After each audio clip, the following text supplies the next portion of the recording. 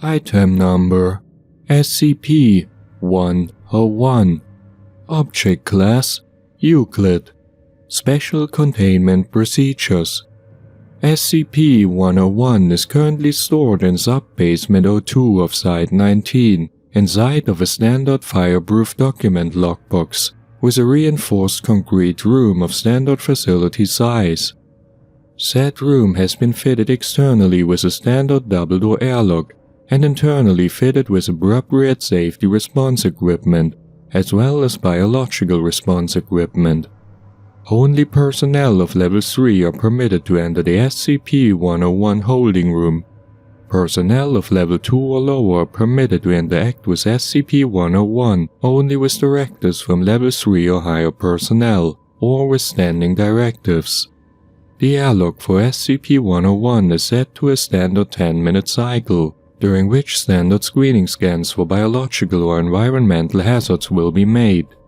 SCP-101 is under standing directives for use during 600 and 2000 hours.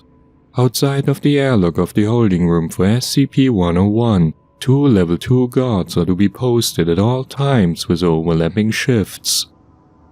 Description: SCP-101 appears as a satchel or bag of intermittent size, with observations ranging from an opening of 15 cm in diameter to 70 cm in diameter. The depths of the container has varied with no standard mean of equality to the relative diameter. The primary feature of SCP-101 is what appears to be a semi-humanoid mouse contained within the opening of the bag, with a mean standard of 31 cm of depth into the container, without more than 2 standard deviations of variance regardless of the apparent external depths of the container. The mouse consists of 32 teeth of an off-white hue, all of equal shape and size, consisting solely of incisors approximately 10 cm in length. It has been observed, albeit not measured with accuracy, that within the mouse there is a tongue of indeterminable length, with observation ranging from 50 cm to 3.5 meters. The mouse appears wet and spongy. However, all attempts at removal of possible fluids have resulted in failure, with damage to the instruments and harm to the personnel. The current decision is that SCP-101 may be part of a larger entity of extra-dimensional origin. SCP-101 is not externally mobile. However, internal movements within the container can effect minor movements to the exterior of the container that consists of SCP-101's covering.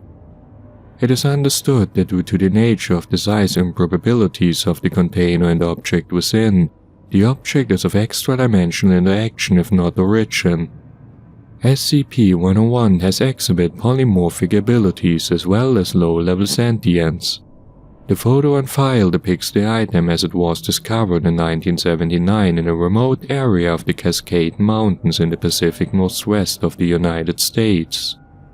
Found along with SCP-101 was the decayed remains of a human clad in a weathered black suit, seated upon an also weathered parachute, missing the right arm up to the joint of the shoulder, which appeared to have bite marks through the remaining bones, assumed to have been inflicted by SCP-101. Speculations as to the identity of the deceased individual has led researchers to conclusion that this was one D.B. Cooper. Remains removed for the purpose of concealing the existence of SCP-101. SCP-101 has since changed appearance and shape with the apparent end of enticing a subject into reaching within the container.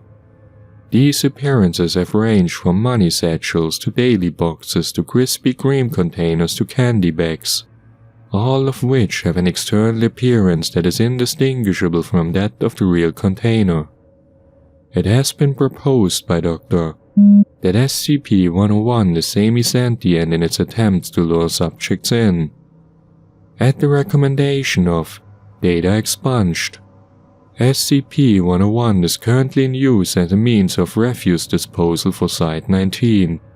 SCP-101 has not shown adverse reaction to having foreign matter introduced to it, including but not limited to paper product, sewage, cafeteria refuse, metals, polymers, oils, and other products which are not consumable by any known biological entity. Addendum 1. So far, SCP-101 has not exhibited any abnormal behaviors from the standards observed, nor has SCP-101 emitted any substance either foreign, extra-dimensional, or abnormal. However, it is the concern of Dr. that SCP-101 may produce an emission in the future. Addendum 2. Further examination under the direction of Dr. has determined that SCP-101 is ideal for the disposal of hazardous wastes and byproducts of other SCP-related projects. Dr. is noted as being opposed to this measure. However, O5 has given authorization for the project to continue.